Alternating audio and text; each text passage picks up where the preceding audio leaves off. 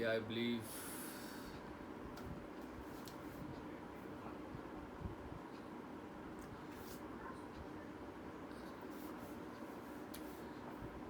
Okay guys, so welcome back to the session and अब हम बात करेंगे थायराइड की। थायराइड एक्चुअली क्या है, कैसे काम करता है बॉडी में और क्या प्रॉब्लम्स होती हैं लोगों को जिसकी वजह से थायराइड की प्रॉब्लम्स आती हैं। सबसे पहले थायराइड एक ग्लैंड है हमारे गले में, एक बटरफ्लाई शेप का एक ग्लैंड है जो गले के रीजन के पास होता है। इसका मेन काम क्या है, थायराइड एक हार्मोन प्रोड्यूस करता है T3 एंड T4। ठीक है, ये हार्मोन्स हमारी बॉडी में क्या करते हैं, ये हार्मोन हमारी बॉडी के अंदर मेटाबॉलिज्म को रेगुलेट करते हैं। हमारा मेटाबॉलिज्म को रेगुलेट करना, मेटाबॉलिज्म मतलब खाए हुए खाने को और ऑक्सीजन को एनर्जी में कन्वर्ट करना। खाने और ऑक्सीजन को एनर्जी में कन्वर्ट करने का प्रोसेस इज कॉल्ड मेटाबॉलिज्म। तो ये मेटाबॉलिज्म को रेगुलेट करते हैं। हेल्दी हार्ट फंक्शन, हार्ट के हेल्दी फंक्शन को मेंटेन करते हैं। ब्रेन की कई एक्टिविटीज़ में काम आते हैं, बोन्स की एक्टिविटीज़ में काम आते हैं, रिप्रोडक्शन में काम आते हैं। Main function is metabolism control करना, और उसके साथ साथ जो एक्टिविटीज़ ये करते हैं that is health of heart, brain and bones. Heart, brain और बोन्स की हेल्थ को मेंटेन करते हैं और रिप्रोडक्टिव फंक्शंस के लिए भी ये हेल्पफुल होते हैं और काम करते हैं। ठीक है, ये दो जो हार्मोन्स हैं, तो बहुत सारे काम हैं जिनमें से जो मेजर काम क्या है, मेटाबॉलिज्म को कंट्रोल करना, हमारी बॉडी की मेटाबॉलिज्म को कंट्रोल करना। ये करता कैसे है, हम सब आयोडीन खाते हैं, आयोडीन खाते हैं ना। आयोडीन बेसिकली सॉल्ट से मिल जाता है, सॉल्ट में होता है आयोडीन, सॉल्ट से आपको मिलता है। गाइस मैं माइक म्यूट कर रहा हूँ एक बार सबके, तो माइक्स को आप म्यूट रखिए प्लीज़। जो आयोडीन जो खाते हैं, हमारी बॉडी के अंदर सिर्फ यही थायराइड सेल्स आयोडीन को यूज़ करते हैं। हमारी बॉडी में जो आयोडीन यूज़ होता है सिर्फ थायराइड सेल्स ही यूज़ करते हैं, बाकी कहीं पे यूज़ नहीं होता। तो थायराइड सेल्स को आयोडीन चाहिए होता है, आयोडीन के साथ एक अमीनो एसिड होता है थायरोसाइन। आयोडीन और थायरोसाइन मिलकर T3 और T4 प्रोड्यूस करते हैं हमारी बॉडी में। ठीक है, जो आपका थायराइड ग्लैंड है, थायराइड ग्लैंड को आयोडीन और थायोसाइन नाम का एक अमीनो एसिड चाहिए जो कंबाइन होकर बॉडी के अंदर T3 एंड T4, T3 और T4 का फुल फॉर्म बताया तो थायोक्साइन इज T4। ठीक है, जस्ट बिकॉज ये कुछ वर्ड्स हम लोग याद नहीं हो पाते और ठीक से कई बार याद नहीं रहते, तो T3 और T4 आप अच्छे से याद कर सकते हो आराम से। थायोक्साइन इज T4, ट्राईऑडोथ्रायोक्साइन इज T3, ट्राईऑडोथ्रायोक्साइन। ठीक है, ये आपके पैराग्राफ नंबर 2 में दिया हुआ है। पैराग्राफ नंबर 1 एंड 2 सबसे इंपॉर्टेंट, और 3 मतलब ये 3 पैराग्राफ पढ़ लोगे तो थायराइड के लिए प्रॉपर आपको पूरा अच्छे से इंफॉर्मेशन डन हो जाएगा। गाइज, ये जो थायराइड T3 और T4 बनाता है, ये हमारी बॉडी में जाकर मेटाबॉलिज्म को कंट्रोल करते हैं। ठीक है, और ये कैसे कंट्रोल करते हैं, ये ब्लड स्ट्रीम में जाते हैं। ये जितने भी हार्मोन्स हमारी बॉडी में बनते हैं वो हमारे ब्लड स्ट्रीम में चले जाते हैं, और ब्लड स्ट्रीम उसको पूरी बॉडी में सर्कुलेट करता है। तो वो सारे हार्मोन्स हमारी पूरी बॉडी में जहाँ सर्कुलेट होते हैं तो अपने अपने फंक्शंस करते हैं। तो इसी तरह से T3 और T4 अपने अपने फंक्शन करते हैं। अब बात करते हैं T3 और T4 में से हमारी बॉडी, अगर हम टोटल देखेंगे, टोटल T3 और T4 में से T4 की प्रोडक्शन जो होती है वो 80% होती है। 80% T4 बनता है, सिर्फ 20% T3 बनता है। लेकिन T3 जो है ये T4 से 4 गुना ज़्यादा पावरफुल होता है। मतलब इतना, अगर T3 इतना बन रहा है, T4 इतना बन रहा है, तो इतना T3 इज इक्वल टू इतना T4। समझ रहे हो, T3 इज मोर पावरफुल। तो कहीं ना कहीं हमारी बॉडी के अंदर जो T3 T4 बन रहे हैं अपने फंक्शंस को करते हैं। इन फंक्शंस को करने के लिए, या T3 और T4 के जो मेटाबॉलिज्म के फंक्शंस हैं, इसमें एक बहुत बड़ा रोल होता है पिट्यूटरी ग्लैंड का। पिट्यूटरी ग्लैंड, जैसे आपको बताया था, पिट्यूटरी ग्लैंड हमारे बाकी सारे हार्मोन्स को, सारे ग्लैंड्स को कंट्रोल करता है। कैसे कंट्रोल करता है, जब ब्लड के अंदर T3 T4 आता है, पिट्यूटरी ग्लैंड को डिटेक्ट हो जाता है कि ठीक है लेवल इज़ गुड, तो वो क्या करेगा, T3 T4 को कहेगा जी अब आपका लेवल अच्छा खासा आ गया ब्लड में, अब आप बनाना रुक जाओ। जैसे वो लेवल T3 T4 का बॉडी में कम होना शुरू होता है, तो पिट्यूटरी ग्लैंड एक हार्मोन रिलीज करता है TSH, thyroid stimulating hormone. Thyroid stimulating hormone मतलब ये एक ऐसा हार्मोन होता है जो थायराइड को जाके स्टिमुलेट करता है कि भैया अपने हार्मोन्स को बनाओ, T3 और T4 को बनाओ। तो ये TSH होता है, थायराइड स्टिमुलेटिंग हार्मोन। अब ये जो थायराइड स्टिमुलेटिंग हार्मोन है, जैसी बॉडी के अंदर थायराइड लेवल कम हुआ, पिट्यूटरी ग्लैंड ने TSH प्रोड्यूस किया, TSH ने जाके थायराइड से T3 और T4 बनाना शुरू कर दिया। This is how our body works. Pituitary gland हर एक हार्मोन का टेस्टिंग सेंटर है। पिट्यूटरी ग्लैंड को पता लग जाता है जी ये हार्मोन अभी ज़्यादा है, ये कम है, उसके अकॉर्डिंग वो हमारी बॉडी में काम करता है। हाँ जी सोहेल।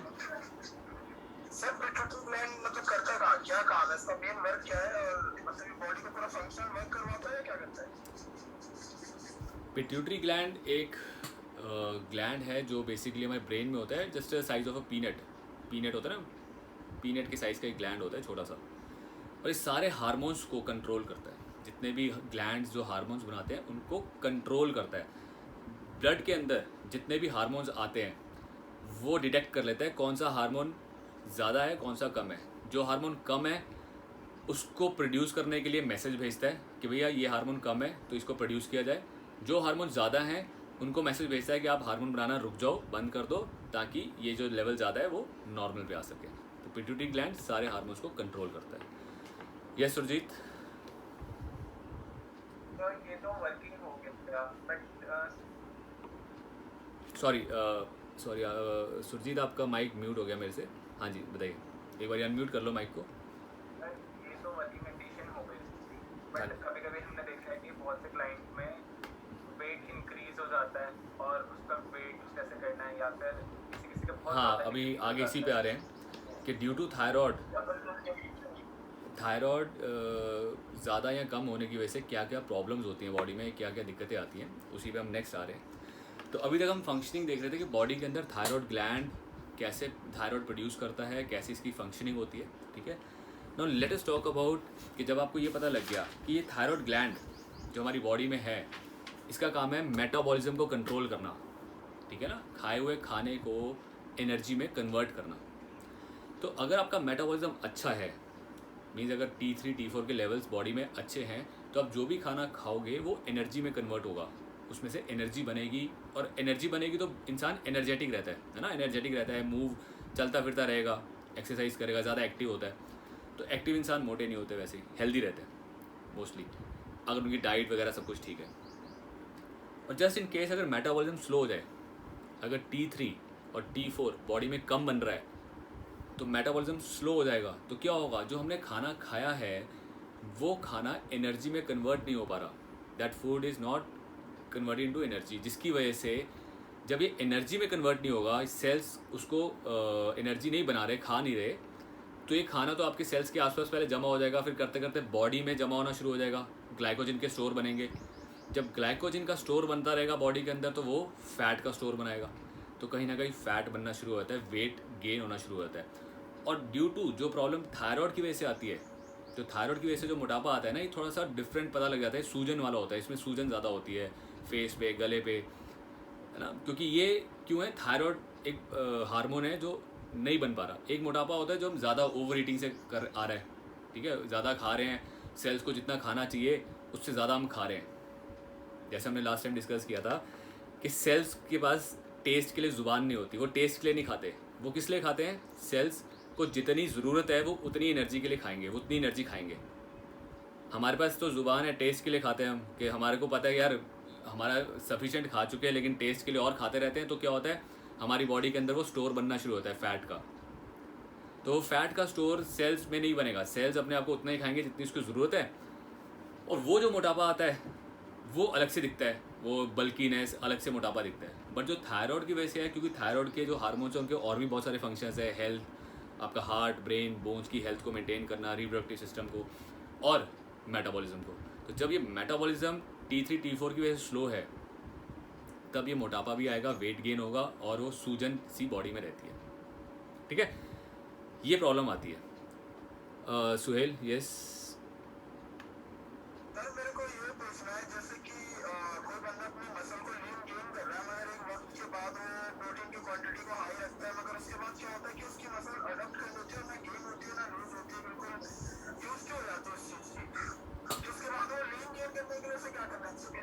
सुहेल, ये टॉपिक्स पे ना हम लोग एक्चुअली क्या है, अभी we are just discussing about this, अपना स्पेशल पॉपुलेशन थायराइड पे डिस्कस कर रहे हैं। इस टॉपिक से रिलेटेड कोई डिस्कशन होगी ना तो डेफिनेटली करेंगे, अदरवाइज आप बाद में मेरे साथ ये डिस्कशंस कर सकते हो आफ्टर द क्लास, बिकॉज जितने भी स्टूडेंट्स बैठे हैं ना तो उन्होंने ये सारा कुछ किया हुआ है। आई होप किसी को भी क्वेश्चन समझ आया तो आप आंसर कर सकते हो। एनीवन? अतुल? क्योंकि हम ये कोर्स कर चुके हैं, एक्चुअली ये सारे टॉपिक्स कर चुके हैं, तो इनमें से कोई भी आपको आंसर दे देंगे। आपका क्वेश्चन क्या था बेसिकली सुहेल, कि जब एक्सरसाइज करते करते एक लेवल पे बॉडी रुक जाती है उसके बाद क्या करना है कि मसल का साइज और टोनिंग अच्छी हो जाए ना? हाँ, उसके बाद नेचुरली मतलब गेन करने के लिए और अपने आप को उससे मतलब लेवल से बाहर ले जाने के लिए और इम्प्रूव करने के लिए क्या करना चाहिए? उसके लिए तो आपको ना अपनी बॉडी का जो प्लेटो है वो ब्रेक करना पड़ेगा, जो वर्कआउट रूटीन चल रहा है वो चेंज करना पड़ेगा, डाइट चेंज करनी पड़ेगी। बेसिकली हाँ, मैं आपको ज़्यादा, क्योंकि थोड़ी आवाज़ स्लो आ रही है, बाकी प्लेटो होता है कि जब आपकी बॉडी एक चीज़ को अडैप्ट कर ले और रुक जाए तो आपको एक नेक्स्ट लेवल पे जाने के लिए आपका रूटीन चेंज करना पड़ता है। ठीक है, दैट रूटीन एक्सरसाइज का, डाइट का, सब चीज़ों में चेंज करना पड़ता है, जिसको बोलते हैं प्रोग्रेसिव ओवरलोड। कि टाइम टू टाइम आपको अपनी बॉडी को नेक्स्ट लेवल पे जाने के लिए प्रोग्रेसिव धीरे धीरे ओवरलोड देना है। Then there are different type of exercises, या डिफरेंट एक्सरसाइज तो सेम होती हैं, मैं बोलूँगा रेपिटेशन, कितने रेपिटेशन, कितने सेट, कितना वेट, उसमें चेंजेस लाना पड़ता है। कितना रेस्ट एक बहुत इंपॉर्टेंट फैक्टर है। उन सब चीज़ों में जब आप चेंज लाते हो तब वो बॉडी में ना एक डिफरेंट टाइप ऑफ शॉक देना कहते हैं जिसको, कि प्लेटो को चेंज करने के लिए एक अलग लेवल पे बॉडी को लेकर जाने के लिए एक्सरसाइज होती हैं। ये सारी चीज़ें कवर्ड हैं, these will be covered in your fitness program. एक प्रोग्रामिंग होती है, शेड्यूल बनाते हैं कि कैसे आप अपने ट्रेनिंग शेड्यूल्स बनाते हो, चाहे वो वेट लॉस का है, चाहे वेट गेन का है, चाहे टोनिंग का है, मेंटेन का है, उन सब चीज़ों पे एक शेड्यूलिंग होती है। उस शेड्यूलिंग के अकॉर्डिंग फिर आप लोग उसको कर पाते हो। तो थोड़ा सा हम लोग टॉपिक पे रहेंगे, सो दैट जो टॉपिक चल रहे हैं इसी से रिलेटेड आप अगर पूछोगे तो ज़्यादा बेटर है, क्योंकि बहुत सारी चीज़ें ऐसी हैं जो I know as a trainer आप डेली बेसिस पे ना काम करते हो, तो इन चीज़ों को स्ट्रगल करते हो, इन चीज़ों को आपको सामने आती हैं, चैलेंज होता है कि क्या अब क्या करें, नेक्स्ट क्या करें। तो सर, हाँ जी, थायराइड वालों को क्या नहीं देना चाहिए खाने में, डाइट में? क्या नहीं देना चाहिए, अभी इसमें आगे आ रहा है, अभी इसको डिस्कस करते हैं आगे। तो थायराइड में सबसे पहले तो मेन चीज़ होता है आयोडीन। आयोडीन की कमी से भी थायराइड होने के चांसेस होते हैं। अगर बॉडी में प्रॉपर आयोडीन नहीं जा रहा तो भी थायराइड होने के चांसेस होते हैं, क्योंकि आयोडीन उसका मेन रॉ मटेरियल है थायराइड के बनने का। ओके, सो दो तरह के थायराइड होते हैं।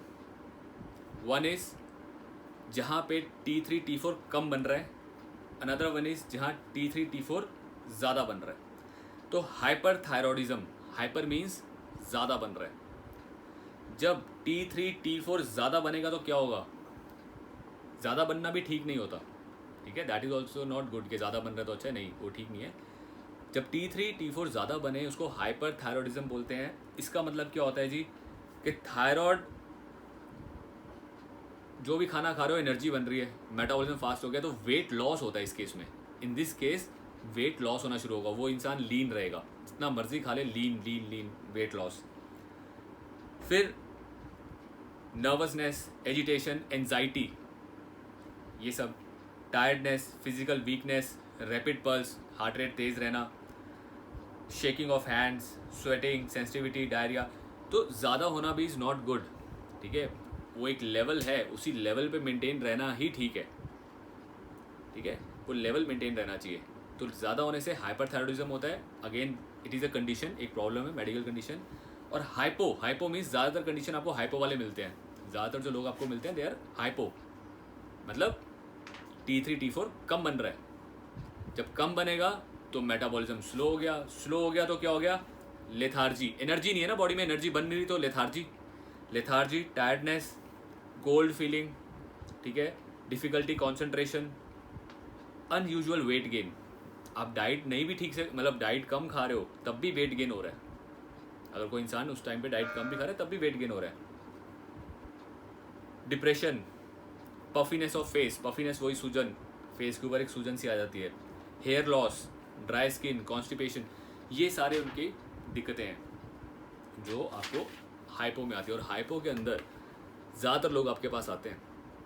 एक चीज़ अच्छी होती है जो आइलैंड से कि अच्छी है, मेमोरी शार्प हो जाती है हाइपो में, मेमोरी फंक्शन हाइटेंस, मतलब अच्छी लेवल में मेमोरी फंक्शन तेज़ काम करती है। आई डोंट नो वाई या क्यों, क्या है, आई हैव जस्ट स्टडीड कहीं पे कि हाइपो में मेमोरी फंक्शंस तेज़ हो जाते हैं।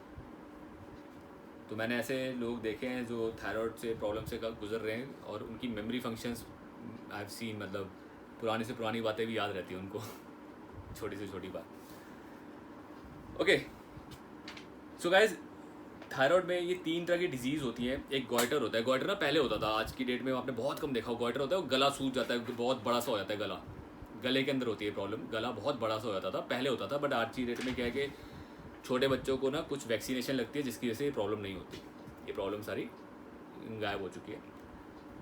ग्रेव्स डिजीज़ एक वो ग्रुप ऑफ डिजीज है जिसमें ऑटो इम्यून, जिसमें T3 T4 कम क्यों बन रहा है, क्यों, जो रीज़न है कि T3 T4 कम क्यों बन रहा है, क्योंकि बॉडी का इम्यून सिस्टम उसके अगेंस्ट काम कर रहा है। जैसे हमने पढ़ा ना, ऑटो इम्यून डिजीज़ कौन सी होती हैं। ऑटो इम्यून डिजीज़ वो होती हैं जिसमें बॉडी का, अपनी बॉडी का इम्यून सिस्टम अपने ही सेल्स को मारना शुरू कर देता है। तो इन दिस केस वो अपने थायराइड सेल्स को मारना शुरू कर देता है, ठीक है। इस केस में इम्यून सिस्टम थायराइड के ऊपर अटैक कर रहा है। अब वो इम्यून सिस्टम जब थायराइड बनेगा उसको अटैक कर देगा तो T3 T4 कम रहेगा हमेशा, ठीक है ना। कि वो सिस्टम होता है जिसमें ग्रेव्स डिजीज़ ये दिक्कत करती है। हाशीमोटोस डिजीज़, हाशीमोटो में क्या होता है यार, ये मोस्ट कॉमन, ऑस्ट्रेलिया के अंदर सबसे कॉमन है हाइपोथायराइडिज्म के लिए। हाइपो मीन्स वही के कम होने के लिए, where the thyroid itself fails is called hypothyroidism. Like अच्छा, ये भी again it is also auto immune disease. ये दोनों, Graves disease and Hashimoto's disease, जिनकी वजह से हाइपोथायराइडिज्म होता है। हाइपो मीन्स थायराइड लेवल कम बन रहा है, क्योंकि ये दोनों इम्यून सिस्टम, ये दोनों में इम्यून सिस्टम, आपकी बॉडी का इम्यून सिस्टम ही थायराइड के सेल्स को मार रहे हैं, जिसकी वजह से ये प्रॉब्लम आती है। तो मेनली जो प्रॉब्लम हाइपोथायराइडिज्म की आ रही है, जिन लोगों में थायराइड कम बन रहा है, वो ऑटो इम्यून की वजह से है। ऑटो इम्यून मतलब अपना इम्यून सिस्टम उसके अगेंस्ट काम कर रहा है, ठीक है जी। अब थोड़ा सा बात करेंगे कि एक्सरसाइज क्या करनी चाहिए या एक्सरसाइज कैसे हेल्पफुल है, एक्सरसाइज करने से क्या होता है। गाइज एक चीज़ मैंने आपके साथ हमेशा डिस्कस की है कि कोई भी कंडीशन, चाहे वो ऑटो इम्यून डिजीज़ ऐसी होती हैं जिनको ना एलोपैथी में डॉक्टर्स बोलते हैं कभी लाइफ में ठीक ही नहीं हो सकती। वो बोलते हैं जी लाइफ में ये चीज़ें ठीक नहीं होंगी, क्योंकि लाइफ में क्या होगा, हर टाइम थायराइड या कोई भी वो चीज़ बनी तो इम्यून सिस्टम ने अटैक किया, वो ख़त्म हो गया, सब ठीक हो जाता है। कुछ चीज़ें ऐसी हैं जिसमें you have to take the help of yoga. Yoga के थ्रू बहुत सी चीज़ें ठीक हो जाती हैं, ठीक है। तो हमेशा अपने आप खुद भी, आप भी और आपके क्लाइंट्स भी, इनको हमेशा ये बताना ऐसी कोई डिजीज़ नहीं है जो ठीक नहीं हो सकती, जो डॉक्टर बोलते हैं जी आपको लाइफ टाइम दवाई खानी पड़ेगी, ऐसी कोई डिजीज़ नहीं है। एक्सरसाइज, डाइट, योगा एक बहुत डीप साइंस है, बहुत ही डीप साइंस है, जो हर चीज़ को ठीक कर सकती है, छोटी से छोटी को लेकर बड़ी से बड़ी। योगा के अंदर एक सिंपल पानी पीने के तरीके को बताया जाता है जिससे कैंसर तक ठीक हो जाता है। बट फेथ होना चाहिए, मतलब फेथ इन द सेंस आप विश्वास से करोगे तो ये भी हो जाता है। पानी ही, हमारी बॉडी में 70% वाटर है, 70% जहाँ वाटर है, अगर आप अपने पानी के तरीके को ठीक कर दोगे, पानी को पीने का तरीका, पानी बॉडी में अच्छा रखोगे, तो पानी ही सारी बीमारियों को ख़त्म कर सकती है, इतना स्ट्रॉन्ग होता है। डॉक्टर बताते नहीं है, डॉक्टर जानते हैं इन चीज़ों को, बताते नहीं है। एक रिसर्च हुई थी जापान में, विच टू करोड़ रुपीज़, बहुत करोड़ों रुपए जापान ने लगाए थे इस रिसर्च के ऊपर। और उस रिसर्च के बाद उन्होंने यही चीज़ सामने बताई थी कि पानी सुबह खाली पेट, सुबह उठते ही खाली पेट पानी पीने से, 4 से 5 गिलास पानी पीने से आपकी छोटी से छोटी हेडेक से लेके कैंसर तक ठीक हो जाता है। कैसे पीना है वो तरीका मैंने आप लोगों को कई बार बताया है, फिर से एक बार एक्सप्लेन कर देता हूँ। सुबह उठते ही 7-8 बजे जब भी आप उठो, सुबह उठते ही आपको बिना ब्रश किए पानी पीना है, क्योंकि जो मुंह के अंदर सलाइवा रात भर जमा होता है that is very good for your stomach. Stomach के एसिड को न्यूट्रलाइज करने के लिए बहुत अच्छा होता है। तो उस बिना ब्रश किए हुए आप गुनगुना पानी पियेंगे। गर्मी है, जैसे बहुत गर्मी है फिर तो नॉर्मल वाटर भी ठीक है, कोई दिक्कत नहीं है, बट बाकी सब टाइम पे हल्का सा गुनगुना पानी पीना है। सर्दियों में थोड़ा ज़्यादा गुनगुना, बाकी टाइम पे हल्का गुनगुना पानी आप पियोगे। 1.25 लीटर 1.25 लीटर्स, लेकिन एकदम से नहीं पिया जाता। स्टार्टिंग में आपसे नहीं पिया जाएगा। स्टार्टिंग में आप 2 गिलास धीरे धीरे 2 से 3 पियाओ, 3 से 4, 4 से 5, और पीना कैसे, सिप सिप आराम से धीरे धीरे, गड़गड़ गड़गड़ करके नहीं पीना, सिप सिप करके आराम से धीरे धीरे पीना है। 15 से 20 मिनट लगेंगे पूरा पानी पीकर चौंकड़ी मार के बैठना है, आलती पालती मार के, ठीक है। उस सिचुएशन में बैठ के आपको पानी पीना है और 45 मिनट्स तक कुछ नहीं खाना उसके बाद। सो मतलब सुबह उठते ही पानी पीने के बाद आप अपना डेली का रूटीन करोगे, सब कुछ करने के बाद ऑलमोस्ट आधा घंटा 45 मिनट लगते हैं, उसके बाद आप डाइट खाओगे। और एक करके देखना आप, जिस दिन 4 से 5 गिलास पानी पीना शुरू कर दोगे सुबह खाली पेट, पौने घंटे के बाद ऐसे भूख लगती है, मतलब ऐसे आपको लगेगा पेट में कि कोई कुछ दे दो, और सुबह की मॉर्निंग की डाइट जितनी भी आप खाओगे सटाक से गायब हो जाएगी। मतलब आपको हैवी नहीं लगेगी, आपको लगेगा सब डाइजेस्ट हो गया। इतना पावरफुल इम्पैक्ट देता है पानी। पानी में क्या है, हाइड्रोजन, ऑक्सीजन। हमारी लाइफ, बॉडी में सेल्स, हर एक चीज़ के लिए ऑक्सीजन इंपॉर्टेंट है।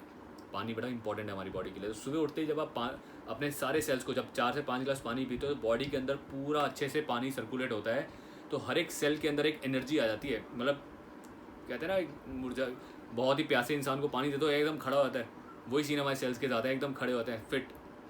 तो जैसे आपके सेल्स अच्छे होने, स्ट्रॉन्ग होने शुरू होंगे, तो जो सेल्स डिजीज़ वाले या वो सेल्स हैं जो हमारी बॉडी के लिए ठीक नहीं है, उनको तो मिनट लगता है उनको मारने में। धीरे धीरे उन पर काम करना शुरू करते हैं। जैसे हमारे गुड सेल्स स्ट्रॉन्ग होंगे, वो बैड सेल्स के ऊपर हावी होना शुरू हो जाएंगे। तो जितनी बड़ी बीमारी है विदिन 3 to 4, मतलब 2, 3, 4, जितनी छोटी बीमारी होती जल्दी ख़त्म होती रहेगी, जितनी बड़ी बीमारी है 6 महीने के अंदर अंदर सारी बीमारियाँ ख़त्म, A to Z फिट हो जाता है बंदा सिर्फ पानी पीने से। तो जापान ने प्रॉपर इसके ऊपर साइंटिस्ट ने रिसर्च करके इस चीज़ को प्रूव किया है, और ये हमारी योगिक साइंस के अंदर बहुत पहले से प्रूवन है, बहुत पहले से। जो हमारी योगिक साइंस कहती है वो ये इस चीज़ के ऊपर काम करते हैं बहुत टाइम से। तो ये कुछ ऐसे फैक्टर्स हैं जिसको मैं इसलिए बताना चाह रहा हूँ कि एवरीथिंग इज़ पॉसिबल। आप अपने आप को किसी भी बीमारी से निकाल सकते हो। तो डॉक्टर्स के कहने पर, क्योंकि एलोपैथी जो है ना, एलोपैथी एक बहुत बड़ी ऐसी मार्केट है जिसमें बहुत पैसा लगा हुआ है, तो एलोपैथी ये चीज़ें आपको आने नहीं देगी, बताएगी नहीं कि ये चीज़ें ठीक हो सकती हैं। जो चीज़ें ठीक हो सकती है ना, उनको वो छुपाएगी। जैसे आज की डेट में एक यूट्यूब पे एक चैनल आता है, डॉक्टर विश्वरूप चौधरी करके है, आई थिंक विश्वरूप चौधरी के नाम से एक बंदा है, उसको आप सर्च करना। वो यही बातें बताता है कि बिना दवाई के आप सब कुछ ठीक हो सकता है, और कैसे हो सकता है। आज की डेट में जैसे ये कोरोना है, कोरोना एक इन्फ्लुएंजा है बेसिकली। इन्फ्लुएंजा मतलब ज़ुकाम, खांसी ज़ुकाम, ये वाली दिक्कत है, लेकिन इसके जो सेल्स हैं थोड़े ज़्यादा स्ट्रॉन्ग है। ये कहीं ना कहीं लंग्स को और उनको इम्पैक्ट कर रहे हैं। तो कहता है आपको सिर्फ इम्यून सिस्टम अच्छा करना है, आप ठीक हो जाओगे, कोई दिक्कत ही नहीं है। बिना दवाई के ठीक करता है वो। कैसे? सिर्फ नारियल पानी और मौसमी का, या कोई भी जूस, जो आपका मौसमी हो या संतरा हो, ठीक है, इनमें से कोई भी जूस। किसी को कोरोना हो जाए, सेम डे जितना उसका बॉडी वेट है, 70 किलो का बंदा है, डिवाइडेड बाई 10, पहले दिन डिवाइडेड बाई 10 मतलब 7 नारियल पानी पीने और 7 गिलास उसको जूस पीना है, मौसमी का या संतरे का, ठीक है, पहले दिन। दूसरे दिन बॉडी वेट डिवाइडेड बाई 20 मतलब 70 मतलब 35, 3.5 से 4 गिलास, 3.5 से 4 नारियल पानी और 3.5 से 4 गिलास जूस। तीसरे दिन बॉडी वेट डिवाइड बाई 30 और कम हो गया, 2 या 3 नारियल पानी, 2 या 3 गिलास जूस। रात को सैलेड खानी है। सिर्फ 3 दिन ये करके देख लो, आपका इन्फ्लुएंजा ठीक हो जाएगा। प्रूवन है, मतलब उस बंदे ने उन लोगों पे ये सारी रिसर्च की है जिन बंदों के लिए हॉस्पिटल वालों ने हाथ खड़े कर दिए थे, जी हमसे नहीं संभलेंगे, इनका हो गया, डन है, ये ख़त्म है, ले दो, उन्होंने परमिशन मांगी कि हम इनके ऊपर ये चीज़ करना चाहते हैं, वो जब चीज़ें उनको दी है की है, वो ठीक हो गए घर आ गए। तो आप नॉर्मली भी ये पी सकते हो यार, नॉर्मली भी इम्यून सिस्टम को आप अच्छा रख सकते हो ना इन चीज़ों से। रोज़ के 2-3 गिलास नारियल पानी पी सकते हो, थोड़े से एक्सपेंसिव है नो डाउट, बट जो घर में पता है यार, जो बूढ़े हैं बुज़ुर्ग हैं, उनके इम्यून सिस्टम को मेंटेन करने के लिए आप उनको खिला पिला सकते हो। नारियल पानी पियो जी रोज़ के 1 या 2, कम से कम 2 गिलास जूस पियो रोज़ के। यस मेरे ख्याल से फिट एंड फैब कुछ पूछना चाह रहा था। और यार तू अपना नाम चेंज कर ले, मैं फिट एंड फैब ही निकलता है जो लिखा हुआ आता है। जफर सर मैं ये कह रहा हूँ, आप ये वाला यार मेंशन करा दो या इस वीडियो का लिंक मैं उसका भेजूंगा तेरे को। अभी बता रहा डिवाइड हाँ मैं या उसके चैनल में हटा दिए हैं फेसबुक से, यूट्यूब से। एक्चुअली क्या हुआ, जब ये चीज़ ज़्यादा पॉपुलर होने लगी ना, तो यूट्यूब से, फेसबुक से उसके चैनल डिलीट कर दिए। मैं आपको उसके चैनल का लिंक भेजूंगा, कहीं ना कहीं आपको मिल जाएगा उसके चैनल्स के ऊपर चीज़ें। बट ये चीज़ें एक्चुअल होती हैं। हमें अपनी सिर्फ बॉडी का इम्यून सिस्टम अच्छा करना है, अपने सेल्स को अच्छा करना है, तो हमारी बॉडी हर चीज़ से फाइट कर लेती है, ठीक है ना। तो ये सारी चीज़ें आई शेयर आप सबके साथ मैं शेयर करूँगा, तो आप उस ग्रुप में आप देख लेना सारे लोग। सो सेम थायराइड के साथ है। थायराइड में योगा बहुत इंपॉर्टेंट है, yogic exercise is very important. Yoga में 2-3 एक जैसे भ्रामरी हमने बताया था आपको, एक साउंड क्रिएट करते हैं, भ्रामरी बहुत अच्छा है योग इसके लिए। तो ऐसे ही योगा के अंदर बड़े ही हेल्पफुल है। एरोबिक एक्सरसाइज बहुत हेल्पफुल है। एरोबिक एक्सरसाइज क्यों? क्योंकि वेट गेन हो रहा है, मेटाबॉलिज्म स्लो हो चुका है, और हमें पता है मेटाबॉलिज्म फास्ट करने के लिए कार्डियो एक्सरसाइज बहुत हेल्पफुल होती है। कैसे? कार्डियो करने से क्या होता है जी? कार्डियो करने से आपके सेल के अंदर माइटोकॉन्ड्रिया ज़्यादा हो जाते हैं। ज़्यादा माइटोकॉन्ड्रिया में ज़्यादा एनर्जी खाएंगे, ज़्यादा फूड खाएंगे और ज़्यादा एनर्जी बनेगी। जितना कार्डियो करोगे उतना आपका मेटाबॉलिज्म फास्ट हो जाता है। तो जो उसका स्लो है मेटाबॉलिज्म, उसको फास्ट किया जाएगा, ठीक है। अब जिनका फास्ट है उनके साथ क्या? हालांकि मैक्सिमम केस स्लो वाले आते हैं, बहुत ही रेयर एक आधा केस होता है फास्ट वाला। तो जिनका फास्ट है उनके साथ क्या? तो भैया consult your doctor. Exercises helpful है, जैसे योगा। योगा से क्या होता है, ज़्यादा चीज़ें कम हो, मतलब जो चीज़ें ज़्यादा हैं बॉडी में ज़्यादा बन रही हैं वो नॉर्मल पे आ जाती हैं, जो कम है वो भी आगे बढ़ जाती है, नॉर्मल पे आती है। तो योगा उनके लिए सबसे हेल्पफुल है। बट हमारे पास 90% केस होते हैं हाइपो वाले, मोटे वाले। तो भैया कार्डियो में डालना शुरू करो उनको। जितनी आप कार्डियो एक्सरसाइज अच्छी कराओगे उनको, उतना वो बेटर मेटाबॉलिज्म उनका हो जाएगा।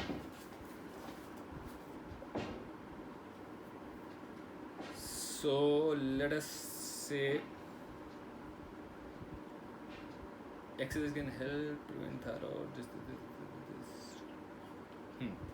Just in case एक्सरसाइज करते हुए अगर उनको ज़्यादा दिक्कत आ रही है, दे आर फीलिंग अनकम्फर्टेबल, तो उनको पुश नहीं करना। क्योंकि कितनी भी कोई भी मेडिकल कंडीशन वाला बंदा है, हमें ये ध्यान रखना है कि मेडिकल कंडीशन वाले लोगों को कभी भी ज़्यादा पुश नहीं करना।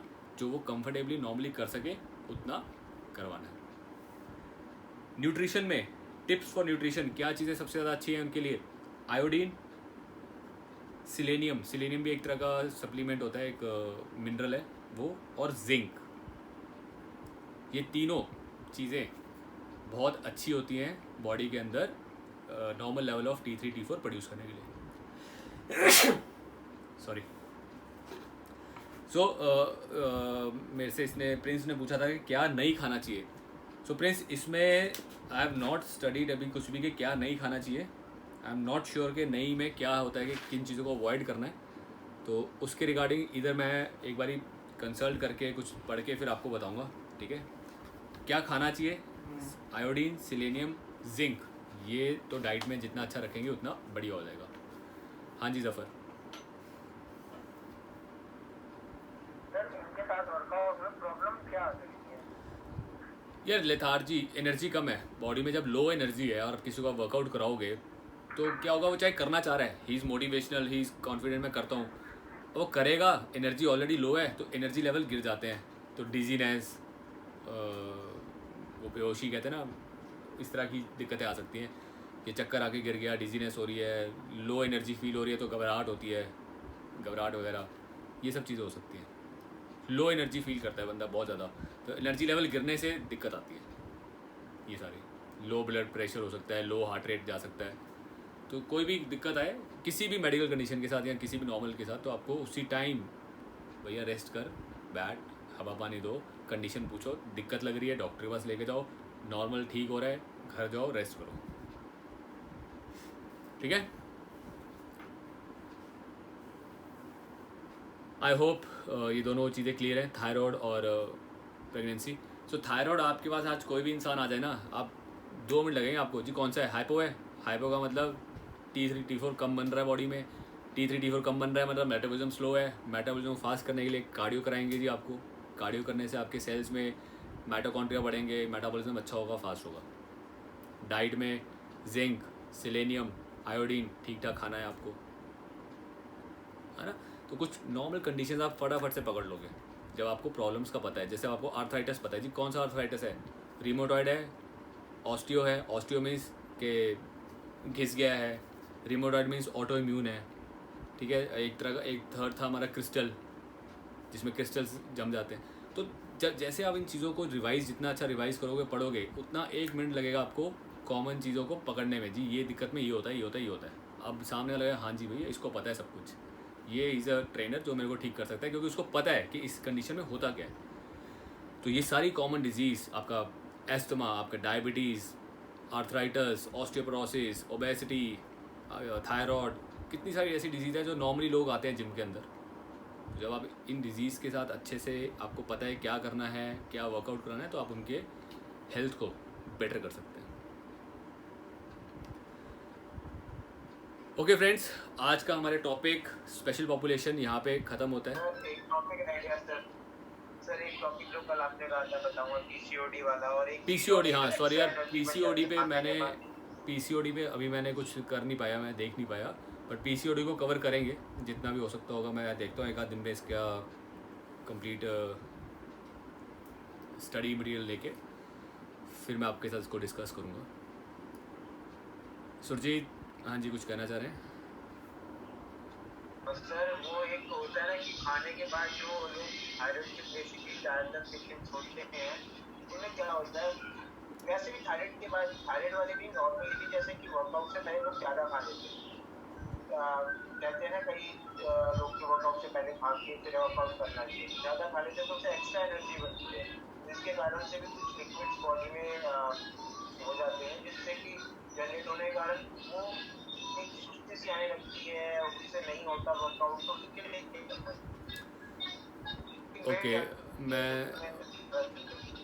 जो आप कहना चाह रहे हो बेसिकली कि जो लोग जिम आने से पहले ज़्यादा खा के आते हैं या ज़्यादा खाते हैं, सो गाइस हमने ये भी डिस्कस किया था कि कितना खाना चाहिए, क्या खाना चाहिए और कब खाना चाहिए जब आप जिम वर्कआउट करते हो, ठीक है। तो जिम वर्कआउट में 1 से 1.5 घंटे पहले आपको खाना चाहिए, और जिम आने से पहले खाने चाहिए सिंपल कार्ब्स। सिंपल कार्ब्स ऐसे होते हैं जो आपको सुस्ती नहीं देंगे, ठीक है। हमें वो कुछ भी ऐसा नहीं खाना, सुस्ती तब आती है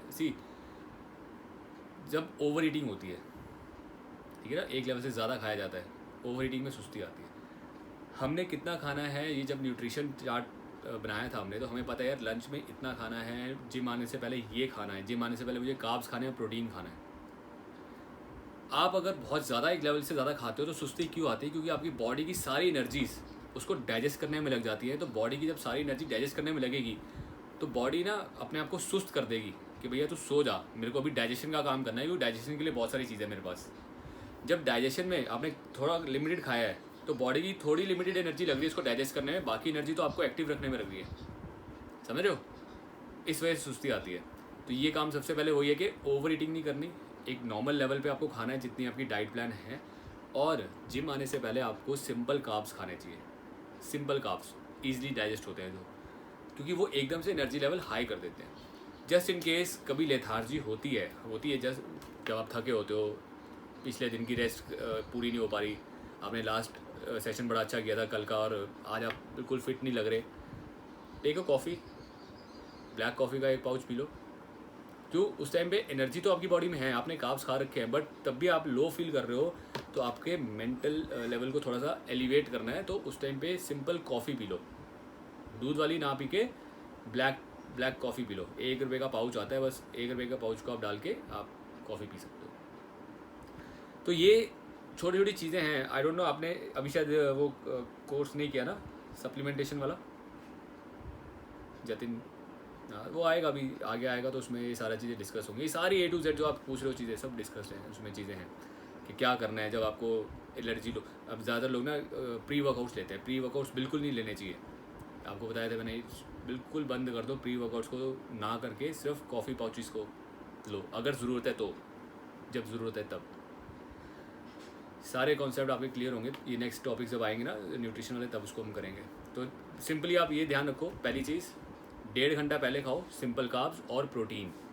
ये आपको नींद नहीं आने देंगे। नींद आ रही है तो 15 मिनट पहले, वर्कआउट से 15-10 मिनट पहले आप ब्लैक कॉफ़ी पी लो, वो आपको एलिवेट कर देती है, मोटिवेट कर देती है। सुरजीत?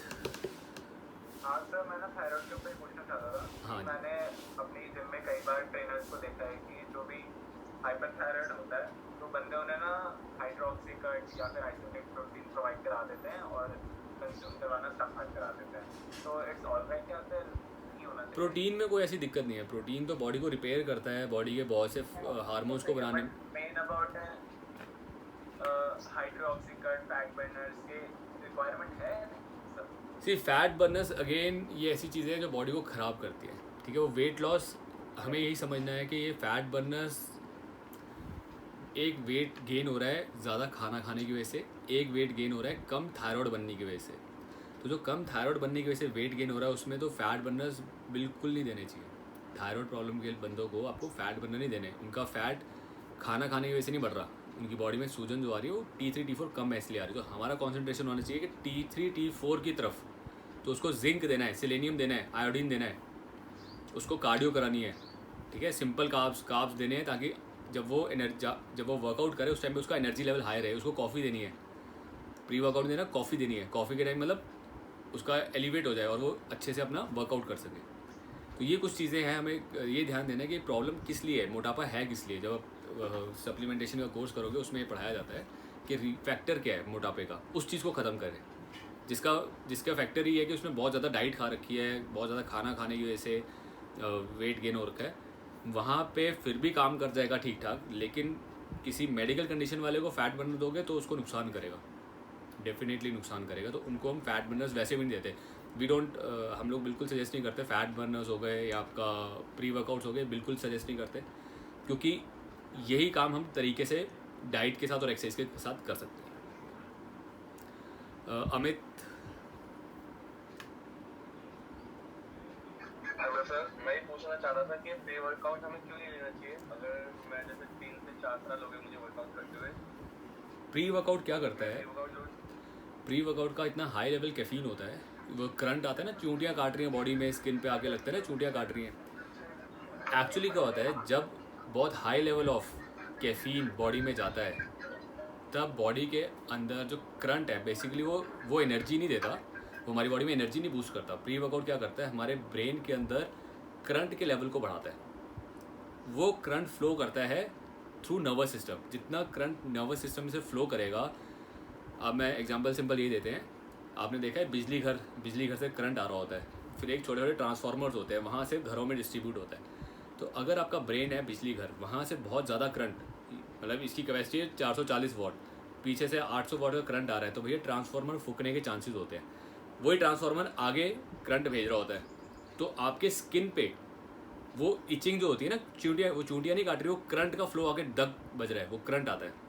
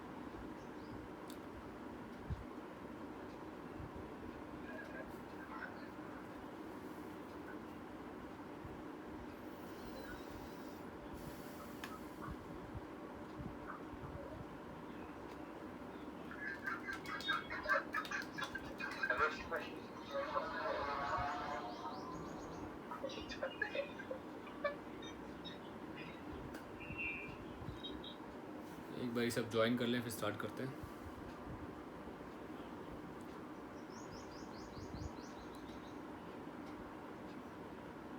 ओके, सो प्री वर्कआउट क्या करते हैं, एक करंट का फ्लो बहुत ज़्यादा कर देते हैं, जिसकी वजह से ना हमारे स्किन पे मसल्स में आके वो करंट आके लगता है, जो हमें लगता है चींटियाँ काट रही हैं। तो जब आपको हाई करंट हाई वोल्टेज मिलता है, आप एकदम एक्टिव तो हो जाते हो, वर्कआउट कर लेते हो, लेकिन बिना हाई वोल्टेज के जब वो नहीं मिलता तो that time you are very low, बहुत लो फील करते हो, तो आपको वर्कआउट ही नहीं कर पाओगे। प्री वर्कआउट्स के बगैर वर्कआउट करना ही नहीं पाओगे।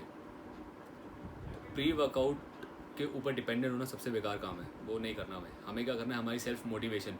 कुछ टाइम होता है जब हमें लगता है यार आज मोटिवेशन नहीं है, नहीं कर पाएंगे, जैसे अभी जतिन पूछ रहा था, तो ठीक है, देयर आर सम डेज जब आप लो फील करते हो, टेक कॉफ़ी। कॉफ़ी का लेवल कैफीन का बहुत लिमिटेड होता है, वो ठीक ठाक लेवल पे आपको मोटिवेट कर लेता है। But pre workouts they are too high, बहुत ज़्यादा हाई होते हैं हमारी बॉडी के लिए। हाँ जी अमित बोलिए। सर मैं कह रहा था कि अगर हम, जैसे कि आपने क्रिएटिविटी वाला बोला है, अगर मैं कोई ऐसा वर्कआउट चूज करूँ जिसमें सिट्रालिन और विटालिन थोड़ा सा कम हो, तो मैं क्या वो यूज़ कर सकता हूँ? बट किस लिए, आप किस लिए यूज़ करना चाह रहे हैं, पर्पस क्या है? हेलो पर्पस क्या है, मतलब आप किस लिए यूज़ करना चाहते हैं? सर वो ऐसे क्या कहते हैं, हमें टाइम हो गया थोड़ा, और प्री वर्कआउट हम यूज़ करते रहते हैं। जैसे आपने कॉफ़ी का बताया था, तो मैंने बहुत सारी चीज़ें यूज़ की हैं। मैंने ब्लैक कॉफ़ी में नींबू भी डाला, मक्खन भी डाला है। लेकिन किस लिए डाला है, मतलब मेरे को समझ नहीं आया कि पर्पस क्या है, क्यों यूज़ कर रहे हो? पर्पस तो ये है ना कि अपने जैसे आपने अभी बोला कि बंदा लेथार्जिक वो करता है, और मैं थोड़ा, हमारा थोड़ा बॉडी बिल्डिंग टाइप का वर्कआउट होता है, तो मैं थोड़ा चाहिए होता है मुझे पुश करे बहुत ज़्यादा। कॉफ़ी में इतना पुश नहीं कर पाता। इसीलिए नहीं कर पा रही क्योंकि आपने, अब वही बात होगी ना, जो बंदा डेली की एक बोतल विस्की पिएगा, उसको एक बियर पीने की, बियर तो असर ही नहीं करेगी ना, एक बियर का नशा ही नहीं होगा। तो वही कंसर्न हो गया है कि आप बहुत हाई लेवल ऑफ कैफीन लेने की आदत में आप पड़ चुके हो। जो हाई लेवल ऑफ कैफीन है which is not good, brain के लिए ठीक नहीं है, मैसेजेस नर्वस सिस्टम के लिए ठीक नहीं है। तो जितना आप इसको छोड़ने की तरफ जाओगे, जितना आप इस हाई लेवल ऑफ कैफीन को छोड़ोगे, धीरे धीरे छोड़ोगे, उतना आपके लिए अच्छा है। क्योंकि ये आपको आर्टिफिशियल ये एनर्जी नहीं देता। कोई भी कॉफ़ी हो गई या कैफीन हो गया, ये हमें एनर्जी नहीं देता, ये हमारे नर्वस सिस्टम को एक्टिवेट करता है। और नर्वस सिस्टम अगर वीक हो गया तो बहुत दिक्कतें हैं। नर्वस सिस्टम कैसे ठीक करूँगा? छोड़ दो इसको। जिस दिन आपका मन नहीं कर रहा वर्कआउट करने का, रेस्ट, टेक रेस्ट। मन क्यों नहीं करता? जब बॉडी टायर्ड होती है, बॉडी रिकवर नहीं हुई पिछले वर्कआउट से, आज के वर्कआउट में बॉडी रिकवर नहीं की, इसलिए मन नहीं कर रहा, तो टेक रेस्ट। आपको 6 के 6 दिन वर्कआउट करने की ज़रूरत नहीं होती। आप 3 दिन वर्कआउट करो, पहले 1 दिन रेस्ट लो, जाओ सिर्फ हल्का फुल्का अपना स्ट्रेचिंग की, हल्की फुल्की वार्म अप किया, वापस आ गए। ठीक है, बॉडी को रेस्ट दो, अच्छी डाइट दो, रेस्ट दो। जब बॉडी अपने आप को खुद को फील करके हाँ आई एम रेडी, तब वर्कआउट करो। समझ रहे हो? तो ये आदत छोड़ना मुश्किल होता है, मुश्किल इन द सेंस ऐसा कुछ नहीं मुश्किल होता है, इस जस्ट कि आपको आदत नहीं है प्री वर्कआउट के बगैर वर्कआउट करने की। तो प्री वर्कआउट के बगैर वर्कआउट करना शुरू करो, चाहे चाहे हल्का करो, लाइट वेट करो, लेकिन उसके बगैर करो। धीरे धीरे प्री वर्कआउट को एलिमिनेट कर दो बॉडी इसमें से, लाइफ में से। जब रिक्वायर्ड हो कभी कभार ब्लैक कॉफ़ी ले लो, उसमें और कुछ मिलाने की ज़रूरत नहीं होती। Black coffee more than enough, 1 pouch 2 pouch maximum, और वर्कआउट कर लो। हम अपनी बॉडी को या अपने माइंड को एक आर्टिफिशियल वो क्यों दे रहे हैं झटका? हमारे खुद का डिटर्मिनेशन, मोटिवेशन इतना अच्छा क्यों नहीं है?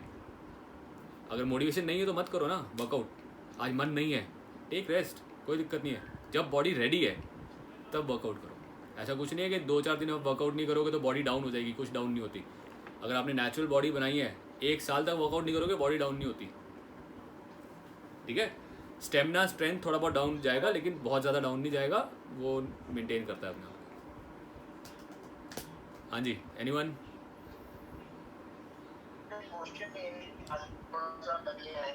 जैसे कि इन्होंने कहा कि वो कॉफी में जो घी डाल देते हैं, जैसे उसका थोड़ा सा काफी लोग खाते हैं। या मुझे बिल्कुल आइडिया नहीं है, मैं सही बताऊँ ना, मैंने आज तक मैंने सिर्फ कॉफ़ी पी है, ब्लैक कॉफ़ी, वो भी मेरे को अच्छी नहीं लगती थी। कभी कभार जस्ट बहुत लो फील करता था तो पी ली थी, और सिंपल ब्लैक कॉफ़ी पी है मैंने। इसमें मैंने कभी कोई नींबू, कभी कोई बटर वटर ऐसा कुछ नहीं डाला। तो इसके लिए मैं आई एम नॉट श्योर कि क्यों डालते हैं, इसका क्या फ़ायदा है, क्या बेनिफिट है, नो आइडिया। ठीक है, तो गाइज एक्चुअली हम लोग ना क्या करते हैं, कई बार फॉलो करने लग जाते हैं उन लोगों को जिनको एक्चुअली में उनको भी नहीं पता, वो भी किसी को फॉलो कर रहे थे। और फॉलो करने के पीछे रीज़न क्या है हमने कभी पूछा नहीं, उसको पता नहीं। जिसको पता नहीं ना वो आपको घुमा देगा, कुछ उल्टी सीधी बात क्या की तो घुमा देता है। तो एक्चुअल अगर हम प्रॉपर लॉजिक्स पे चलें, फॉलो करें, तो आपको सही से पता रहेगा, नॉलेज रहेगी, तो आप दूसरे को भी कभी मिसगाइड नहीं करोगे, है ना। आज प्री वर्कआउट सिर्फ इसलिए लिए जा रहे हैं कि हम वर्कआउट कर सकें। तो भैया आप तो बिना प्री वर्कआउट के वर्कआउट जब करना शुरू किया था तो बिना प्री वर्कआउट के किया था। हाँ डेफिनेटली जब आप हैवी वेट ट्रेनिंग करते हो, हैवी वेट ट्रेनिंग के साथ जो आपका रिकवरी पैटर्न है वो पूरा नहीं हो पाता, तो आपको रिकवरी ज़्यादा चाहिए, रिकवरी टाइम ज़्यादा चाहिए। Take 1 day recovery, next day recover करो अपने आप को, बहुत हल्की ट्रेनिंग करो, कोई दिक्कत नहीं है। डेली बहुत हैवी वेट ट्रेनिंग नहीं करनी। आपको मैंने एग्जांपल दिया हुआ है, वर्ल्ड स्ट्रॉन्गेस्ट पर्सन 7 साल तक वर्ल्ड स्ट्रॉन्गेस्ट मैन रहा है, सिर्फ 3 दिन हफ्ते में ट्रेन करता है वो अपने आप को कंटिन्यू 7 साल के लिए। कहता है क्यों, अगर मैं अपनी बॉडी को रिकवरी नहीं दे रहा, रेस्ट नहीं दे पा रहा, तो मेरी बॉडी काम ही नहीं कर पाएगी अच्छे से। तो अपनी बॉडी को प्रॉपर रिकवरी रेस्ट देना बड़ा इंपॉर्टेंट है। तो 3 दिन का भी वर्कआउट करो, अच्छा करो, बहुत है।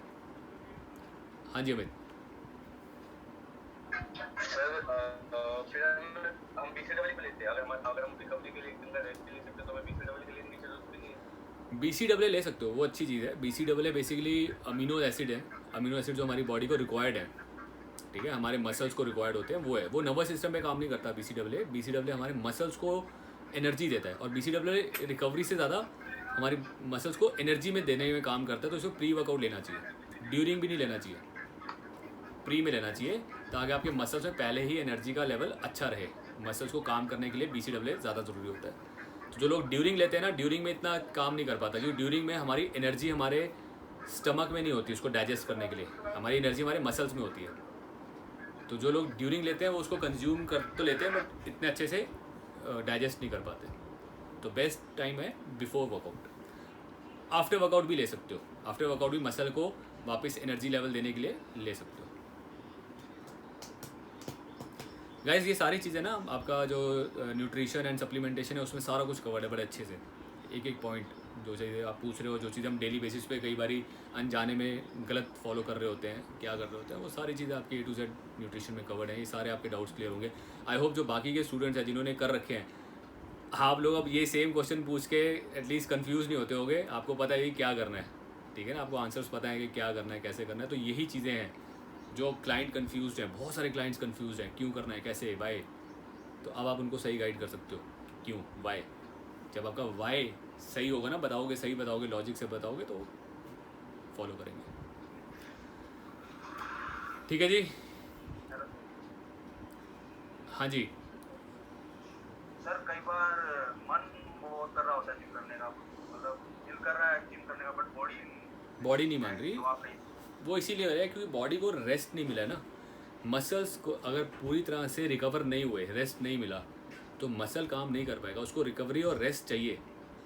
ज़रूरी नहीं कि आपकी बॉडी आज आपने ट्रेन किया कल तक रेडी हो जाए। बट मन कर रहा है बहुत करने का कि भाई वो प्लेलिस्ट का मन नहीं कर रहा है कि नहीं वो नहीं लेना है, मुझे करनी है, एक्सरसाइज करनी है। सी मन, वो that is your determination, that is very good कि आपका डिटर्मिनेशन, आपका मोटिवेशन लेवल बहुत अच्छा है, लेकिन कहीं ना कहीं बॉडी की सुननी पड़ेगी ना। अब यही एग्जांपल दे रहा हूँ आपको, आप सब ने कोई वीडियो ज़रूर देखी होंगी जो बहुत हैवी वेट को उठा रहे हैं, बहुत हैवी वेट।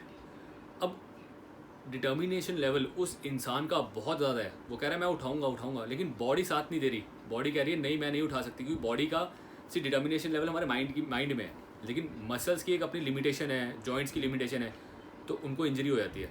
अब देखा होगा कईयों को बहुत हैवी वेट उठाते हुए इंजरी हो जाती है, कई बार आंखों से खून निकल आता है। तो क्या हो रहा है कि जब बॉडी साथ ना दे तो आपको बॉडी की सुननी है, आपको सुनना है मेरी बॉडी क्या कह रही है, समझना है। आपको अपनी बॉडी को साथ लेके चलना है, तो इंजरी नहीं होगी, आप अपने लिए सही काम करोगे। जब बॉडी साथ नहीं दे रही, टेक रेस्ट, कोई बात नहीं, टेक रेस्ट। रेस्ट नहीं लेना, डू लाइट वर्कआउट, हल्का वर्कआउट कर लो, ठीक है। तो ये चीज़ों को हमें समझना ज़रूरी है कि ओवरलोड बॉडी में, जब आप ओवरलोड डालना शुरू करते हैं तब बॉडी इंजरी करने के चांसेस होते हैं, बॉडी में इंजरी होने के चांसेस हो जाते हैं, ठीक है जी। गाइज मैंने मतलब जो जैसे अभी बात कर रहे थे, आपका नाम क्या है? गैलेक्सी M11 के नाम से आ रहा है आपका, वैसे नाम क्या है? सर प्रवीण। जैसे अभी प्रवीण बोल रहा था, सेम चीज़ ना एथलीट्स में होता है। एथलीट्स में डिटर्मिनेशन लेवल बहुत है, जीतने का, जीतना है, खेल रहा है, खेलते खेलते वो अपनी बॉडी को इतने लेवल पे ले जाते हैं कि इंजरी हो जाती है। वो इंजरी फिर उनको कई बार लाइफ टाइम दिक्कत करती है, ठीक है ना। जैसे आपका weight, heavy weight lifters, athletes, तो डिटर्मिनेशन लेवल होना इज़ वेरी गुड, बट कहीं ना कहीं बॉडी को समझना भी बहुत ज़रूरी है कि बॉडी को उस लेवल तक खींचे जहाँ तक सेफ रहे, उस जोन में ना लेके जाए जहाँ इंजरी होने के चांसेस होते हैं, ठीक है। Okay, anyone, any doubt, anything you want to ask? Okay great guys, आज का जो सेशन था दैट इज़ स्पेशल पॉपुलेशन, ये यहाँ ख़त्म होता है। कल से टुमारो ऑनवर्ड्स हमारे पास जो अगले जो कुछ टॉपिक्स हैं वो हमारे प्रैक्टिकल रिलेटेड टॉपिक्स हैं। यही प्रैक्टिकल रिलेटेड जो आपको डाउट्स होंगे, टॉपिक्स सारे कवर्ड होंगे ना इसमें, वो आपके क्लियर होंगे। तो टुमारो ऑनवर्ड्स उन सब टॉपिक्स को शुरू कर देंगे जो हमारे प्रैक्टिकल से रिलेटेड है, और उसके बाद हमारे न्यूट्रिशन का न्यूट्रिशन का कोर्स स्टार्ट हो जाएगा। सो गाइस, कल मिलते हैं आप सबसे सेम 12 o'clock, ठीक है। और हमारा module 6 will start, module 6 which is fitness orientation, जो कि प्रैक्टिकल बेस्ड चीज़ है। आप में से कईयों ने शायद किया भी है, लेकिन आई होप कि आप दोबारा सब लोग करेंगे तो ज़्यादा अच्छा रहेगा। Okay guys, take care, stay safe, stay home. जितना सेफ रहोगे उतना बढ़िया। बाय। ओके जी, take care, see you, bye sir, thank you. Have a good day, bye.